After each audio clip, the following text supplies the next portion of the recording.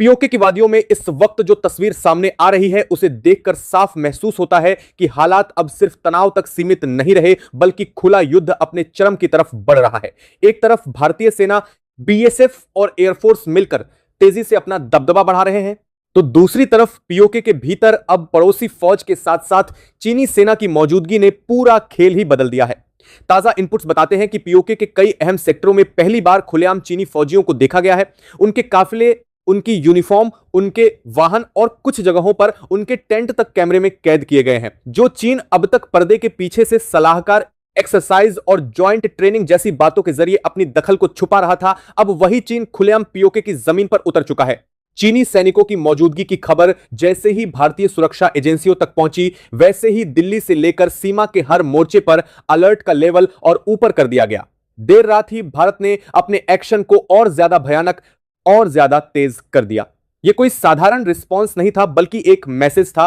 अगर अब दो फौजें पीओके की जमीन से भारत को घेरने की कोशिश करेंगी तो भारत भी 2 कदम आगे बढ़कर जमीन से, हवा से और टेक्नोलॉजी से जवाब देगा। इसी के तहत भारत ने बीएसएफ की एक नहीं बल्कि कई बड़ी बटालियन को पीओके की दिशा में रवाना कर दिया है। नीलम घाटी वाले रूट से भी और 3 घाटियों वाले रूट से भी दोनों तरफ से भारी मात्रा में टुकड़ियां, साजो सामान, गोला बारूद, बख्तरबंद गाड़ियां, मोर्टार, हैंडहेल्ड मिसाइल और लॉजिस्टिक सपोर्ट तेजी से सीमा की तरफ बढ़ रहे हैं। नीलम घाटी, जो कुछ ही दिनों पहले तक भारत की सबसे बड़ी रणनीतिक जीत की निशानी बनी हुई थी, अब और बड़ा मोर्चा बन चुकी है। 3 घाटियां जिन पर भारत ने अपना मजबूत नियंत्रण बना लिया था, अब उन तीनों रास्तों को फुल स्केल मिलिट्री कॉरिडोर की तरह तैयार किया जा रहा है। इन रूट से न सिर्फ बीएसएफ बल्कि आर्मी की अग्रिम टुकड़ियां भी लगातार फॉरवर्ड लोकेशनों की तरफ मूव कर रही हैं। खबरें यह भी आ रही हैं कि कुछ इलाकों में अस्थायी एयर स्ट्रिप और एडवांस्ड हेलीपैड भी सक्रिय कर दिए गए हैं ताकि जरूरत पड़ने पर हेलीकॉप्टर, ड्रोन और ट्रांसपोर्ट एयरक्राफ्ट भी फटाफट वहां सप्लाई पहुंचा सकें। इसी बीच जैसे ही चीनी सेना के पीओके में उतरने की बात आधिकारिक तौर पर सामने आई, पड़ोसी मुल्क के तेवर अचानक बदल गए हैं। जो कल तक हर मंच पर सिर्फ बयानबाजी तक सीमित था, आज वही अब खुलेआम भारत को धमकियां दे रहा है। सबसे चौंकाने वाला बयान सामने आया है वहां के आर्मी चीफ जनरल मुनीर की तरफ से, जिन्होंने सीधे सीधे यह तक कह डाला कि भारत उनसे जीत नहीं सकता और अगर युद्ध की स्थिति आई तो वे परमाणु बम के इस्तेमाल से भी पीछे नहीं हटेंगे। ये शब्द सिर्फ एक बयान नहीं बल्कि एक खतरनाक दिमाग की झलक है, जो ये समझने को तैयार ही नहीं कि परमाणु हथियार कोई खिलौना नहीं बल्कि पूरे क्षेत्र के विनाश का नाम है। जनरल मुनीर के इस बयान ने पूरी दुनिया के रणनीतिक हलकों को हिलाकर रख दिया है। न्यूज रूम से लेकर डिप्लोमेटिक गलियारों तक एक ही चर्चा, क्या वाकई पीओके की लड़ाई अब उस मोड़ पर आ चुकी है जहां परमाणु धमकी जैसे कार्ड खुलेआम मेज पर फेंके जा रहे हैं? लेकिन भारत ने इस बयान को भी उसी तेवर से लिया जिसका वह हकदार था, संयमित गुस्से और सख्त संकल्प के साथ। भारत ने साफ कर दिया है कि ऐसी धमकियां न तो पहली बार सुनी जा रही हैं, न ही वे नई हैं और न ही इनसे भारत के फैसले बदलने वाले हैं। उल्टा इस तरह की बातों ने भारत को और ज्यादा सतर्क और तैयार कर दिया है। जनरल मुनीर की धमकी के चंद घंटों के भीतर ही एलओसी के लगभग पूरे आर्क पर हाई अलर्ट घोषित कर दिया गया। फॉरवर्ड पोस्टों पर अतिरिक्त जवान तैनात किए गए, निगरानी बढ़ाई गई, night vision device, thermal imager और सर्विलांस ड्रोन लगातार निगरानी कर रहे हैं। जिन सेक्टरों में पहले स्थानीय स्तर की तैनाती थी, अब वहां भारी हथियारों की तैनाती भी साफ दिखने लगी है। वहीं भारतीय सेना के टैंक, आर्टिलरी, गन और रॉकेट रेजिमेंट भी अपने अपने अलाइंड सेक्टरों में एक्टिव मोड पर पहुंच गए हैं ताकि किसी भी किस्म की हरकत का जवाब तुरंत और कई गुना ताकत से दिया जा सके। भारत ने सिर्फ जमीन पर ही नहीं बल्कि आसमान में भी अपनी ताकत का सिक्का और चमका दिया है। जम्मू कश्मीर, लद्दाख और उत्तर भारत के कई एयरबेस पर हाई मोमेंट दर्ज की गई है। श्रीनगर एयरबेस, जम्मू एयरबेस, पठानकोट, अवंतीपुरा, उधमपुर, कई ऐसे बेस हैं जहां फाइटर जेट्स की लगातार मूवमेंट देखी जा रही है। सुखोई, मिराज, राफेल और मिग-29 जैसे लड़ाकू विमानों को एक्टिव स्क्वाड्रन मोड में रखा गया है ताकि अगर पीओके के अंदर से या उसकी आड़ में किसी भी तरह की हवाई या मिसाइल चाल चली जाती है तो उसका मुंहतोड़ जवाब तुरंत दिया जा सके। एयरफोर्स के साथ साथ भारत के स्वदेशी और इंपोर्टेड ड्रोन भी अब फ्रंट लाइन मोड में आ रहे हैं। निगरानी करने वाले ड्रोन, सशस्त्र ड्रोन और विशेष रिकॉन सिस्टम, ये सब मिलकर पीओके के अंदर हो रही हर हलचल को रिकॉर्ड कर रहे हैं।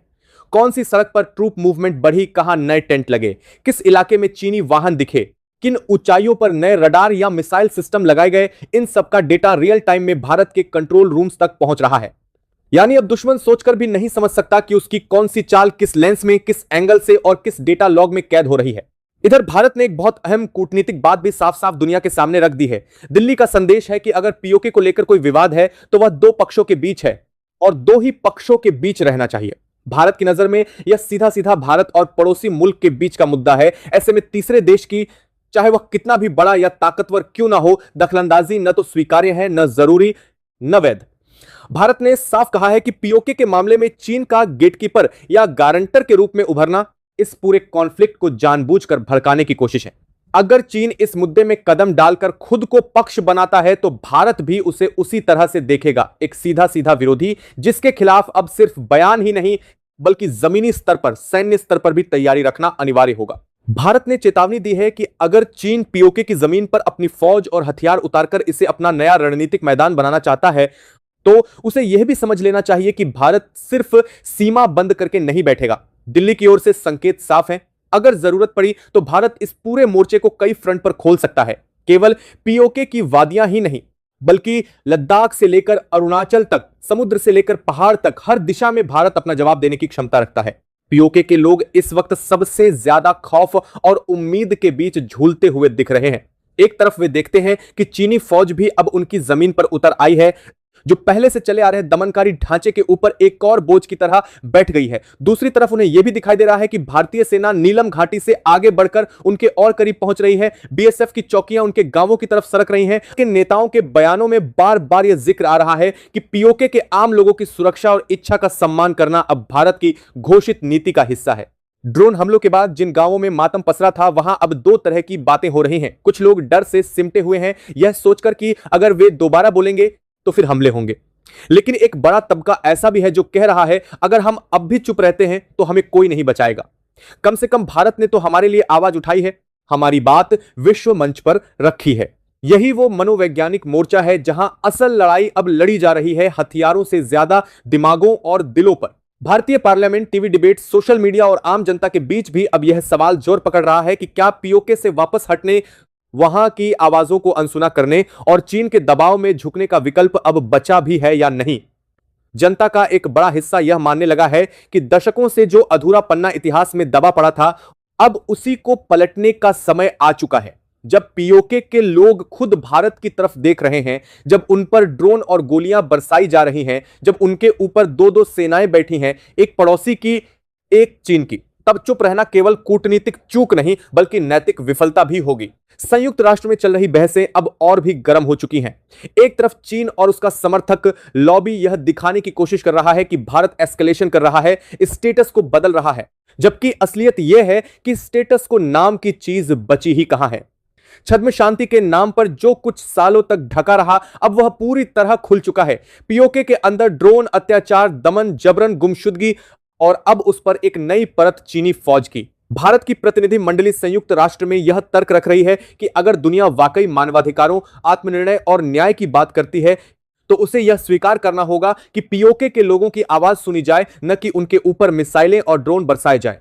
भारत की सुरक्षा परिषद में मौजूद डेलीगेशन यह भी साफ कर रहा है कि कोई भी देश जो पीओके में चल रही दमनकारी नीतियों को नजरअंदाज करेगा और उल्टा पीड़ितों को ही कटघरे में खड़ा करेगा, वह इतिहास के सामने खुद कटघरे में खड़ा होगा। इधर कई देशों के अंदरूनी थिंक टैंक भी चेतावनी दे रहे हैं कि अगर पीओके में अभी कुछ नहीं किया गया, अगर वहां के कश्मीरियों की असली मांगों पर ध्यान नहीं दिया गया, तो यह इलाका आने वाले सालों में सिर्फ भारत पड़ोसी का मसला नहीं रहेगा बल्कि एक अंतरराष्ट्रीय ज्वालामुखी बन जाएगा। धरती पर चल रही इस जंग का एक और चेहरा है साइबर और प्रोपेगेंडा वॉर। चीन और उसके साथी लगातार सोशल मीडिया और इंटरनेशनल प्लेटफॉर्म पर यह दिखाने की कोशिश कर रहे हैं कि पीओके में जो कुछ हो रहा है वह सिर्फ आतंकवाद विरोधी ऑपरेशन है, घरेलू मसला है, जबकि उसी वक्त वहां से भागकर निकले या किसी तरह अपनी आवाज बाहर तक पहुंचाने वाले लोग चिल्ला चिल्लाकर बता रहे हैं कि निशाना आतंकवादी नहीं और आतंकवादी दोनों में आम नागरिक हैं जो बस इतना चाह रहे हैं कि उन्हें भी इंसान की तरह जीने दिया जाए। भारत ने इस साइबर वॉर के खिलाफ भी अपना मोर्चा संभाल लिया है। ग्राउंड रिपोर्ट, सैटेलाइट इमेज, नागरिकों के ऑडियो वीडियो बयान और इंटरनेशनल जर्नलिस्ट्स के जरिए भारतीय पक्ष यह दिखाने की कोशिश कर रहा है कि सच्चाई क्या है। कई स्वतंत्र मीडिया हाउस और ह्यूमन राइट्स संगठनों ने भी छिप छिपाकर मिली तस्वीरों और इनपुट्स के जरिए यह साबित करना शुरू कर दिया है कि पीओके के अंदर जो आग लगी है वह सिर्फ सीमा के एक तरफ की गलती नहीं बल्कि दशकों की नाकाम नीतियों और ताजा ड्रोन हमलों की देन है। जमीन पर लौटें, तो एलओसी इस समय शायद पिछले कई दशकों में सबसे ज्यादा विस्फोटक स्थिति में पहुंच चुकी है। Firing, mortar, rocket, sniper shot, सब कुछ एक साथ चल रहा है। कुछ सेक्टरों में तो हालत ऐसी है कि रातें लगभग दिन की तरह रोशन हो चुकी हैं, गोलियों, गोले और फ्लेयर्स की रोशनी में। लेकिन इस सबके बीच भारतीय जवान अपने मोर्चे पर डटे हुए हैं, यह जानते हुए कि यह सिर्फ सीमा की रक्षा की लड़ाई नहीं बल्कि उन लोगों के लिए लड़ाई है जो उस पार बैठे भारत को आखिरी उम्मीद की तरह देख रहे हैं। भारत ने यह भी साफ कर दिया है कि अगर पीओके की धरती पर उतरकर दो फौजें भारत को चारों तरफ से घेरने की कोशिश करेंगी तो भारत केवल डिफेंसिव नहीं रहेगा। जवाबी एक्शन का मतलब यह होगा कि दुश्मन को वही चोट लगे जहां उसे सबसे ज्यादा दर्द हो, चाहे वो उनके रणनीतिक ठिकाने हो, उनके सप्लाई रूट हो, उनके हाई वैल्यू टारगेट हो या उनके सामरिक प्रतिष्ठान। भारत अब यह हिसाब किताब उसी भाषा में करेगा जो वे समझते हैं। आने वाले कुछ दिन और हफ्ते इस पूरे क्षेत्र के लिए निर्णायक साबित हो सकते हैं। या तो अंतरराष्ट्रीय समुदाय समय रहते हस्तक्षेप करके पीओके के लोगों के अधिकारों के पक्ष में खड़ा होगा, चीन को उसकी सीमाएं दिखाएगा और पड़ोसी मुल्क पर दबाव बनाकर ड्रोन हमलों और परमाणु धमकियों जैसी हरकतों को रोकने को कहेगा, या फिर भारत अपने बलबूते अपनी शर्तों पर अपने तरीके से इस पूरी कहानी का अगला अध्याय लिखेगा। अब भी पीओके की वादियों में गूंजती गोलियों की आवाज, चीनी फौज की बूटों की धमक, पड़ोसी मुल्क के जनरल की परमाणु धमकी और इनके बीच खड़े भारतीय जवानों के सीने की धड़कन, ये सब मिलकर बता रहे हैं कि एशिया के इस कोने में अब एक नई इबारत लिखी जा रही है। और इस इबारत में एक बात बिल्कुल साफ दिखाई दे रही है, भारत ने तय कर लिया है कि अब ना तो पीओके के लोगों की आवाज ड्रैगन की छाया को अपनी सरहदों पर स्थायी अड्डा बनाने देगा। जो भी इस आग को हवा देगा उसे इस बार धुआं दूर दूर तक दिखेगा और इतिहास में उसका नाम उसी तरह दर्ज होगा, एक ऐसे खिलाड़ी के रूप में जिसने इंसानियत, न्याय और स्थिरता की कीमत पर अपना छोटा सा फायदा चुन लिया। भारत ने घोषणा कर दी है कि यह लड़ाई सिर्फ जमीन के टुकड़े की नहीं बल्कि उस जमीन पर रहने वाले हर इंसान की इज्जत, सुरक्षा और भविष्य की है।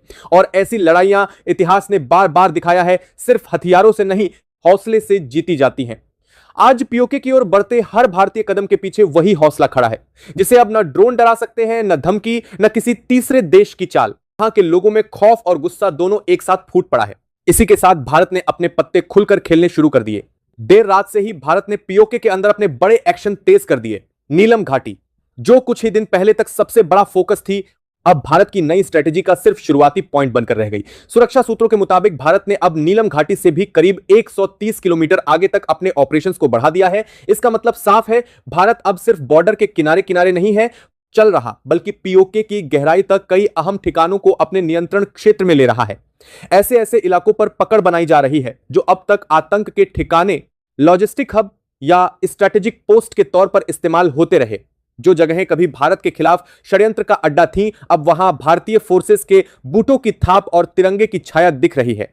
भारत ने यह साफ संदेश दे दिया है कि अगर पीओके के कश्मीरी, जो अब तक डर के साए में जीते थे, हिम्मत जुटाकर भारत के समर्थन में आवाज उठा रहे हैं और उन पर ड्रोन से हमले किए जाते हैं, तो यह सिर्फ आंतरिक मसला नहीं बल्कि साफ साफ मानवाधिकारों पर हमला है। भारत ने दो टूक कह दिया है कि अगर संयुक्त राष्ट्र इन कश्मीरियों पर हो रहे अत्याचार, इन ड्रोन हमलों और इनकी चीखों पर चुप बैठा रहता है, या फिर पीओके के भारत समर्थक लोगों के खिलाफ कोई भी कड़ी कार्रवाई को मंजूरी देता है, तो भारत इसका सीधा और करारा पलटवार करेगा। भारत ने साफ कर दिया है कि पीओके में मौजूदा कश्मीरियों की सुरक्षा, उनकी इच्छा और उनकी आजादी को कुचलने की किसी भी कोशिश को अब चुपचाप नहीं झेला जाएगा। इसी संदेश के साथ भारत ने सिर्फ पीओके के अंदर नहीं बल्कि एलओसी पर भी अपना सबसे बड़ा सैन्य जवाब शुरू कर दिया है। सैन्य सूत्रों के हवाले से खबरें हैं कि भारत ने एलओसी के आर पार करीब 50 से 55 ठिकानों को निशाना बनाते हुए अब तक भीषण कार्रवाई की है। यह कोई रूटीन शेलिंग नहीं बल्कि चुने हुए ठिकानों पर प्रिसाइज स्ट्राइक हैं। वे बंकर, वे लॉन्च पैड, वे सप्लाई पॉइंट और वे कंट्रोल सेंटर, जहां से पीओके के अंदर ड्रोन ऑपरेशन, आर्टिलरी सपोर्ट और आतंकी मूवमेंट को कंट्रोल किया जाता था। यह भी बताया जा रहा है कि कई ऐसे ठिकाने जिन्हें अब तक कभी न छूने वाला सुरक्षित जोन माना जाता था, उन्हें भी इस बार भारतीय तोपों और मिसाइलों ने सीधा निशाना बनाया। सीमा के उस पार हड़कंप की सबसे बड़ी वजह भी यही है। भारत ने स्पष्ट कर दिया है कि यह किसी एक रात की रिएक्शनरी गोलाबारी नहीं बल्कि एक लगातार चलने वाला सैन्य अभियान है जो तब तक रुकेगा नहीं जब तक पीओके के आम लोगों को यह एहसास न हो जाए कि दिल्ली उनके साथ खड़ी है और जो लोग उनके ऊपर ड्रोन बम बरसा रहे हैं वे अब कहीं भी सुरक्षित नहीं है। पीओके के मैदानों से लेकर उसके पहाड़ों तक अब एक नई चर्चा चल रही है। लोग कह रहे हैं कि जो ताकत अपने ही नागरिकों पर ड्रोन चलाए, वो किस मुंह से खुद को रक्षक कह सकती है। और जिस भारत को दशकों तक दुश्मन साबित करने की कोशिश की गई, वही आज उनके लिए एकमात्र उम्मीद की किरण बनकर सामने खड़ा है। यह नैरेटिव शिफ्ट ही है जिसने पड़ोसी सत्ता को पागलपन की हद तक विचलित कर दिया है। इसी बीच पूरी दुनिया की नजरों के सामने अब एक और बड़ा चेहरा साफ साफ उजागर हो चुका है, चीन। अभी तक जो कुछ पर्दे के पीछे से चल रहा था, अब वह खुलेआम सामने आ गया है। पहले चीन ने भारत को धमकाते हुए कहा कि अगर भारत ने जरा सा भी पीओके की तरफ आगे बढ़ने की कोशिश की या इस इलाके को कब्जे में लेने की दिशा में कदम बढ़ाया तो वह कड़ी कार्रवाई करेगा। लेकिन अब हालात इस मोड़ पर पहुंच गए हैं कि खुलेआम माना जा रहा है इस पूरे खेल का असली मास्टरमाइंड, असली दिमाग, असली प्लानर कोई और नहीं बल्कि चीन है। भारत की इंटेलिजेंस इनपुट्स और डिप्लोमेटिक चैनलों से मिली सूचनाएं बताती हैं कि पीओके के अंदर क्या कौन सा कदम कब उठाया जाए, कैसे संयुक्त राष्ट्र में क्या बोला जाए, किस तरह भारत को घेरने की कोशिश की जाए, इन सबके पीछे बीजिंग की साजिशी लैब से निकला ब्लूप्रिंट काम कर रहा है। यही नहीं, चीन ने अब अपनी मिलिट्री कैपेबिलिटीज, अपनी ड्रोन नेटवर्क, अपने सर्विलांस सिस्टम और अपनी फोर्सेस को भी पीओके के अंदर एक्टिवेट कर दिया है। खबरें यह भी हैं कि चीन ने वहां अपने कुछ कैडेट्स और कई आधिकारिक सलाहकारों को भेजा है जो लोकल फोर्सेज के साथ मिलकर ज्वाइंट ऑपरेशन संभाल रहे हैं। चीन ने साफ घोषणा कर दी है कि पीओके के अंदर वह पड़ोसी हुकूमत के साथ मिलकर सबसे बड़ी एक्सरसाइज शुरू करने जा रहा है। इसे नाम दिया गया है एक्सरसाइज, लेकिन जमीनी हकीकत में यह सीधे सीधे भारत के लिए खतरे की घंटी की तरह दिख रही है। यह महज मिलिट्री ड्रिल नहीं बल्कि वही इलाका है जहां से भारत को मैसेज दिया जा रहा है, अगर तुम आगे बढ़ोगे तो हम मिलकर सामने आएंगे।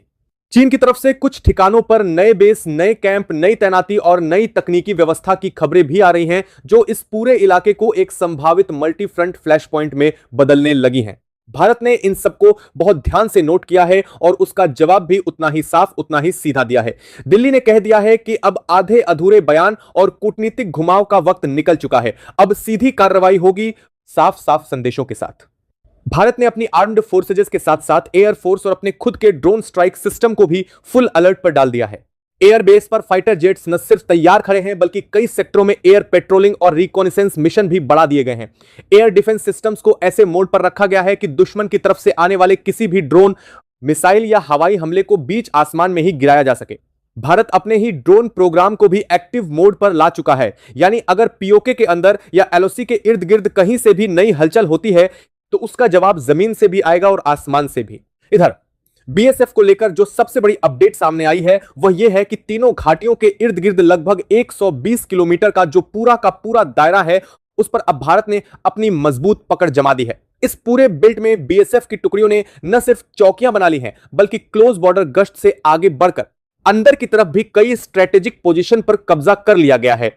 इसका सीधा सा मतलब है पीओके के अंदर सीमा से सटे बड़े हिस्से पर भारत अब निगरानी भर नहीं बल्कि एक्टिव कंट्रोल की दिशा में बढ़ चुका है। यह वही जोन है जहां से कभी रॉकेट हमले होते थे, घुसपैठिए भेजे जाते थे और आतंकी कैंप चलते थे, लेकिन आज वहीं से तिरंगा दिख रहा है और भारतीय जवानों की आवाजाही हो रही है। जो ड्रोन हमले पीओके के अपने लोगों पर किए गए, उन्होंने एक और बड़ा मोर्चा खोल दिया है, इंसानियत और मानवाधिकार का मोर्चा। वहां की तस्वीरें और वीडियो बताते हैं कि जिन इलाकों में भारत समर्थन की आवाज तेज थी, वहीं पर डर और दहशत फैलाने के लिए हमला किया गया। घरों की छतें उड़ी, बाजारों में भगदड़ मची, बच्चों की चीखें सुनाई दी और जो लोग भारत के समर्थन में बोल रहे थे उन्हें खुलेआम निशाना बनाया गया। भारत ने इस पूरे घटनाक्रम को सीधे संयुक्त राष्ट्र के सामने रख दिया है। दिल्ली का संदेश बिल्कुल स्पष्ट है, अगर मानवाधिकारों की बात सिर्फ कागजों पर, रिपोर्टों में और भाषणों में ही होनी है और जब असली जिंदगी में किसी के अपने ही नागरिकों पर ड्रोन बरसाए जाते हैं तब भी संयुक्त राष्ट्र चुप बैठा रहता है, तो फिर ऐसे मंच के अस्तित्व पर ही सवाल उठेंगे। भारत ने साफ चेतावनी दी है कि पीओके के कश्मीरी जो अब अपने भविष्य और अपनी आजादी को लेकर भारत की तरफ देख रहे हैं, अगर उन पर फिर कोई संगठित सरकार प्रायोजित हिंसा हुई और संयुक्त राष्ट्र ने उस पर आंखें मूंद ली तो भारत इस पूरे सिस्टम को चुनौती देने में हिचकेगा नहीं। भारत अब यह भी कह रहा है कि पीओके में जो लोग लंबे समय से भारत में शामिल होने की मांग कर रहे हैं वे सिर्फ नारे नहीं बल्कि अपने अधिकार की लड़ाई लड़ रहे हैं।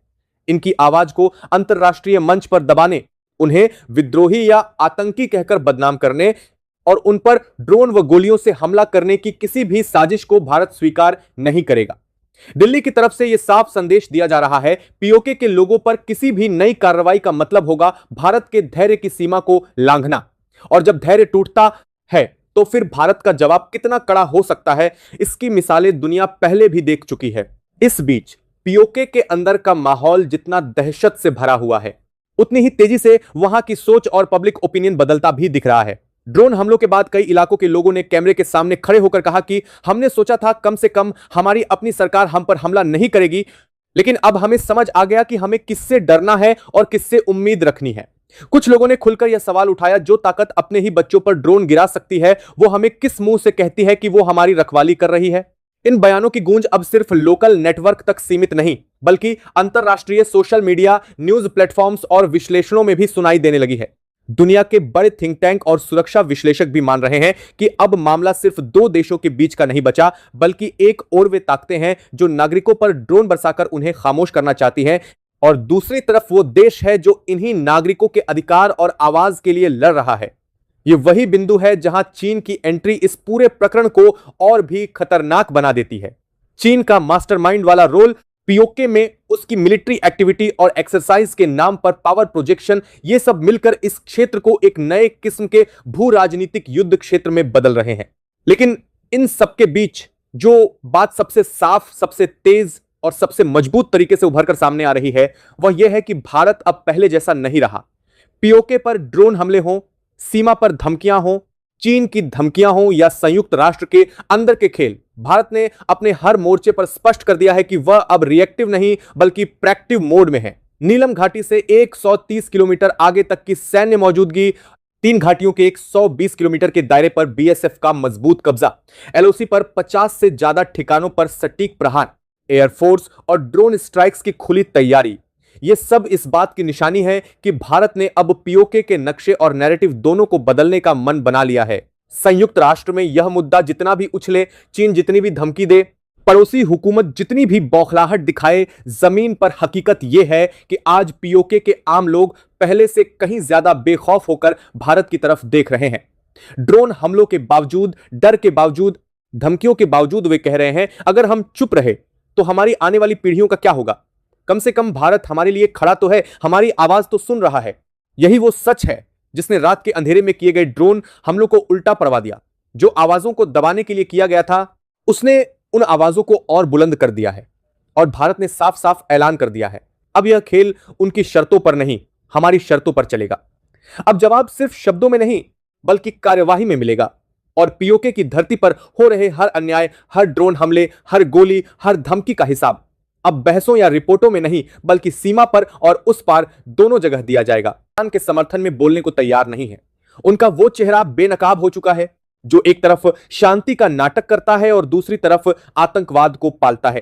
पीओके के आम नागरिक आज खुद दुनिया के सामने गवाही दे रहे हैं कि कैसे उन्हें सालों तक गुलाम बनाकर रखा गया और अब वे हर हाल में आजादी ही चाहते हैं, जो उन्हें सिर्फ भारत के लोकतंत्र से ही मिल पाएगी। अमेरिका और रूस जैसी महाशक्तियां भी अब भारत के रौद्र रूप को देखकर हैरान हो चुकी हैं। किसी ने भी दुश्मन के पक्ष में एक शब्द बोलने की हिम्मत नहीं दिखाई, क्योंकि सबके सामने सच आ चुका है कि जब बात अपनी जमीन की आती है तो भारत किसी भी अंतरराष्ट्रीय दबाव के आगे नहीं झुकता। बीएसएफ के टैंक और आर्टिलरी लगातार आगे बढ़ते हुए इन सभी रास्तों को सील कर रहे हैं जहां से दुश्मन को कोई भी मदद मिल सकती थी। उत्तरी पीओके की जनता भी अब चैन की सांस ले रही है, क्योंकि उन्हें यकीन हो चुका है कि बहुत जल्द वे इस खौफनाक दौर से बाहर निकल आएंगे। इस्लामाबाद में बैठी सरकार सिर्फ अपनी तबाही का तमाशा देखने के अलावा कोई कदम नहीं उठा पा रही है। तिरंगा पूरी शान से कई जगहों पर लहराया गया है। यह लड़ाई अब अंतिम दौर में चल रही है और जीत सिर्फ और सिर्फ भारत की होगी। जैसे ही आधी रात का समय हुआ, भारतीय तोपखाने ने एक बार फिर से भयानक मुंह खोल दिया है। आसमानी मिसाइलों की ऐसी खौफनाक गर्जना सुनाई दे रही है जिससे मीरपुर से लेकर मुजफ्फराबाद तक के पूरे इलाके को इस वक्त कंट्रोल किया जा रहा है। अब तक जो पाकिस्तानी सेना सोच रही थी कि शायद रात के अंधेरे में उन्हें कुछ राहत मिल जाएगी, उनकी गलतफहमी भी दूर हो चुकी है, क्योंकि भारत ने अत्याधुनिक ड्रोन से छुपे हुए उनके ठिकानों की सटीक लोकेशन निकालकर वहां से भी सीधे आसमान से आग बरसानी शुरू कर दी है। यह कोई मामूली हमला नहीं बल्कि यह एक अचूक प्रहार है जिसने दुश्मन की रीढ़ की हड्डी को तोड़कर रख दिया है। खुफिया सूत्रों से मिली अत्यंत गोपनीय जानकारी के अनुसार यह कोई साधारण चौकियां नहीं थीं, बल्कि इन्हें अत्याधुनिक हथियारों, ड्रोन, नियंत्रण प्रणालियों और भूमिगत बंकरों के ऐसे जाल के रूप में विकसित किया गया था जहां से भारत के बड़े शहरों जैसे मुंबई, अमृतसर और पूरे जम्मू कश्मीर को लहूलुहान करने की पूरी रूपरेखा तैयार हो चुकी थी। लेकिन जैसे ही यह पुख्ता जानकारी देश के सर्वोच्च नेतृत्व तक पहुंची, वैसे ही बिना एक पल की देरी किए दुश्मन के समूल नाश का आदेश जारी कर दिया गया। इस पूरे महाऑपरेशन को ऑपरेशन त्रिशूल 2 का नाम दिया गया है और यह नाम अपने आप में ही दुश्मन के सीने में खौफ पैदा करने के लिए काफी है। बीती रात जब घड़ी में लगभग 2:30 बज रहे थे, तब नियंत्रण रेखा के पास भारतीय तोपखाने, मिसाइल दस्तों और ड्रोन कमांडरों ने अपनी अपनी कुर्सियों को संभाल लिया था। इस पूरी कार्रवाई की सबसे बड़ी खासियत यह रही कि भारत का एक भी जवान सीमा पर नहीं गया और न ही किसी जमीनी सैनिक को खतरे में डाला गया, बल्कि यह पूरी तरह से तकनीकी श्रेष्ठता और आधुनिक मारक क्षमता का अद्भुत प्रदर्शन था।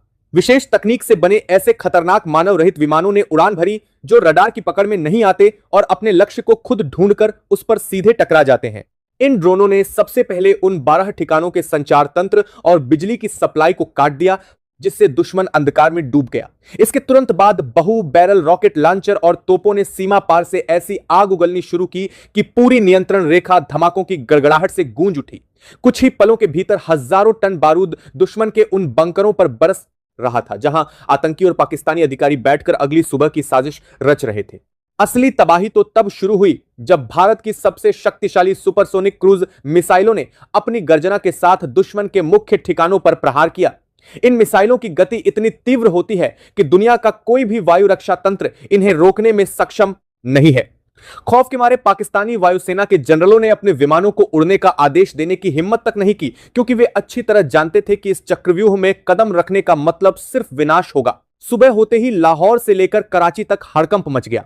पाकिस्तान के विदेश मंत्रालय ने रोते हुए बयान जारी किया कि भारत ने बिना उकसावे के हमला किया है, लेकिन उन्होंने यह नहीं बताया कि उन चौकियों पर आतंकी मौजूद थे। पाकिस्तानी जनता का गुस्सा स्वाभाविक है, क्योंकि उनकी सेना देश के बजट का सबसे बड़ा हिस्सा खा जाती है, लेकिन रात के 2:30 बजे देश की रक्षा नहीं कर सकी। कंगाली की हालत में वे भारत जैसी महाशक्ति से सीधे युद्ध लड़ने की स्थिति में कतई नहीं है और यही वजह है कि वे अब संयुक्त राष्ट्र का दरवाजा खटखटा और जो 3 पहाड़ी इलाके इस समय भारत के कंट्रोल में हैं, उन्हें भी खाली किया जाए। यह मांग सिर्फ कूटनीतिक भाषा में चिंता नहीं, बल्कि सीधे सीधे अल्टीमेटम जैसी लग रही है। मानो चीन यह दिखाना चाहता हो कि वह पीओके के अंदर भी अपने प्रभाव क्षेत्र को भारत के खिलाफ इस्तेमाल कर सकता है। इधर पड़ोसी मुल्क ने भी अब अपने तेवर और ज्यादा कड़े कर लिए हैं। ताजा बयानों में वहां की हुकूमत ने कहा है कि अगर भारत ने पीओके के अंदर की कार्रवाई नहीं रोकी, अगर बीएसएफ और भारतीय आर्मी की टुकड़ियां नीलम घाटी और 3 पहाड़ी इलाकों से पीछे नहीं हटी, तो वह एलओसी पर सीधे हमले का रास्ता अपनाएगा। यानी खुली धमकी कि एलओसी सिर्फ फायरिंग या शेलिंग तक सीमित नहीं रहेगी, बल्कि बड़े पैमाने पर मिलिट्री एक्शन देखने को मिल सकता है। वहां के नेताओं ने यह तक कह दिया कि भारत को कड़ा सबक सिखाने की तैयारी की जा रही है और अगर यह टकराव बढ़ता है तो उसके लिए पूरा जिम्मेदार भारत होगा। इन बयानों को वहां की मीडिया ने और ज्यादा भड़काऊ अंदाज में चलाया है ताकि घरेलू मोर्चे पर भी एक आक्रामक इमेज दिखाई जा सके और अंतरराष्ट्रीय समुदाय में भी पीड़ित का नैरेटिव बनाया जा सके। हालांकि जमीन पर तस्वीर कुछ और ही दिख रही है। रिपोर्ट्स के मुताबिक जितनी बड़ी बड़ी बातें बयानबाजी में की जा रही हैं, उतना ही ज्यादा दबाव अंदरूनी सिस्टम पर दिख रहा है। एलओसी के कई सेक्टरों में उनके सैनिकों की मूवमेंट देखी जा रही है। कुछ जगहों पर हथियारों की सप्लाई तेज हुई है, लेकिन यह भी साफ है कि वे नहीं जानते कि भारत का अगला कदम क्या होगा, क्योंकि भारत ने इस बार सिर्फ रिएक्ट नहीं किया, बल्कि इनिशिएटिव लेकर पीओके के अंदर अपनी सैन्य मौजूदगी बढ़ाई है। नीलम घाटी और 3 पहाड़ी वादियों पर मजबूत पकड़ ने भारत को स्ट्रैटेजिक बढ़त दे दी है और इन्हीं इलाकों को लेकर अब डिप्लोमेटिक मोर्चे पर भी घमासान मचा हुआ है। इन सबके बीच भारत ने भी अपने इरादे बिल्कुल साफ कर दिए हैं। खबरें हैं कि ताजा घटनाक्रम के बाद भारत ने बीएसएफ की कई बड़ी टुकड़ियों को फिर से पीओके की तरफ रवाना किया है। नीलम घाटी में पहले से तैनात जवानों को और मजबूत सपोर्ट मिल रहा है और बीएसएफ के बिलम को 2 पीओके की तरफ रवाना किया है। वहां की पोस्टों पर अतिरिक्त सैन्य साजो सामान, गोला बारूद और सप्लाई भेजी जा रही है। सिर्फ इतना ही नहीं, आर्मी की रिजर्व यूनिट्स को भी हाई अलर्ट पर रखा गया है ताकि हालात किसी भी दिशा में जाएं, जवाबी तैयारी पूरी हो। और सबसे बड़ा संदेश यह है कि एयरफोर्स को भी अब अलर्ट मोड पर डाल दिया गया है। सूत्रों के हवाले से यह जानकारी आ रही है कि कई अहम एयरबेस पर fighter jets, early warning system और एयर डिफेंस यूनिट्स को एक्टिव डिप्लॉयमेंट मोड में रखा गया है। यानी जमीन, हवा और सीमा तीनों स्तरों पर भारत ने अपने कार्ड खुलकर रख दिए हैं। एलओसी के हालात भी अब पहले से कहीं ज्यादा नाजुक और विस्फोटक हो चुके हैं। जो सेक्टर कल तक सामान्य से थोड़े ज्यादा तनावपूर्ण माने जा रहे थे, अब वहां हर रात भारी फायरिंग, मोर्टार शेलिंग और छोटी बड़ी झड़पों की खबरें आ रही हैं। देर रात कई बार पड़ोसी मुल्क की तरफ से की गई गोलाबारी का जवाब भारतीय सेना ने कई गुना ज्यादा ताकत से दिया है। उन ठिकानों को विशेष रूप से निशाना बनाया जा रहा है। भारतीय सेना दिन कई गुना बड़ा रहा है, जहां से पीओके के अंदर घुसपैठ, हथियारों की तस्करी या आतंकी मूवमेंट का शक है। सीमा रेखा पर लगे गांवों में भी अब सतर्कता बढ़ा दी गई है। नागरिकों को सुरक्षित इलाकों में शिफ्ट किया जा रहा है।